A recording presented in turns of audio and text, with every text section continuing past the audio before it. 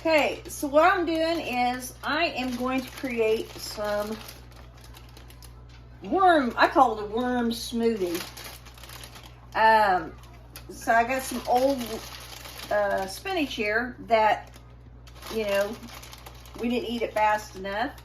And I'm going to make some food for the worms. And you're thinking, well, worms, you know, they can just do it on their own, but you know, it would take a lot longer time for the worms to be able to digest this stuff if you don't break it down for them. So I have just like this little miniature food processor there. So I'm gonna break it down. Okay, I'm also gonna add a little bit of apple that we had left that started to turn. So basically, you can use your scraps, just like you would with chickens and things like that, for the worms. So I'm just kind of cutting it up there, adding it into it.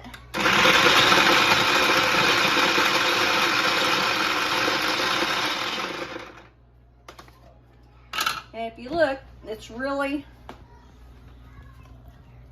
cutting it down. I can move it around there a little bit and make it even a little bit more broken down.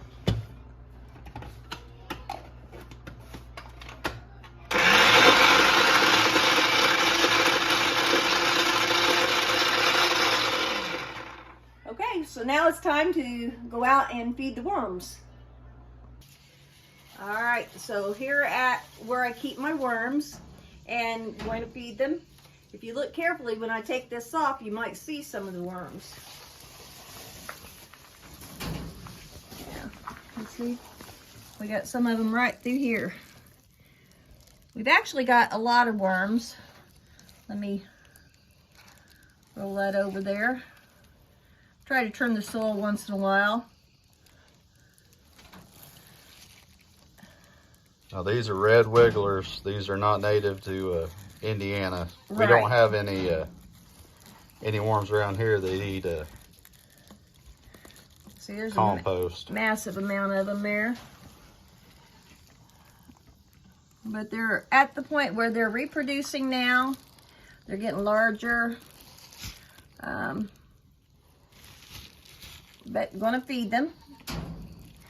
And basically I just kind of make a spot into where the dirt is and start adding the food in there.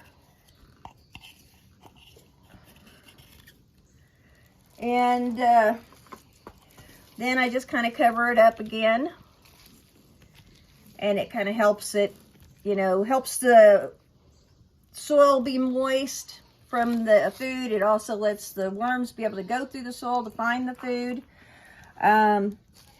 But this here, the reason why we're doing this is for the worm castings. The worm castings are a very nutritious kind of food for plants. And how I got started on this was from the Heartland Worm group in northern Indiana. It's a worm farm, and they told us all about it, so we're trying it. Okay, and so they gave us a bag of the worm castings this last year, and we've been using it with our plants and seeing if it actually helps them, and it really has. They also let me know about a thing called, I call it worm tea, but it's kind of a worm casting tea. And you add the worm castings with some other things as a liquid, and you put it over your plants as they're growing. And it has been great about keeping a lot of the bugs off. First year we've ever tried it, and it's really helped.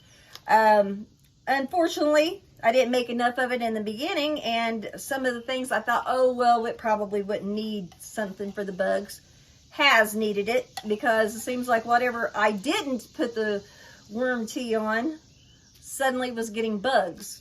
So, you know, lessons learned. Okay, so some of the other things that have been in here to help break, you know, for the worms to eat, I've had some leaves in there from the beginning. I've had some cardboard. Now this is cardboard that didn't have like tons of ink on it and things like that. But I've had that in there. They've been going through it, eating it, breaking it down. Other kinds of plant life in there. So eventually what I'll end up doing is I will be separating some of this and sifting it out, keeping the worms and let them keep repopulating. And hopefully we'll have a lot of the worm castings for our garden next year. And keep breeding them and get a lot more.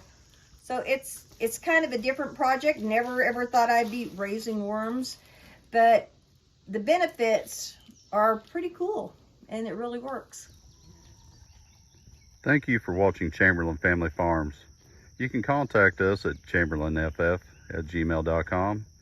You can also see us on Facebook, Chamberlain Family Farms. We hope you enjoy. Please like and subscribe.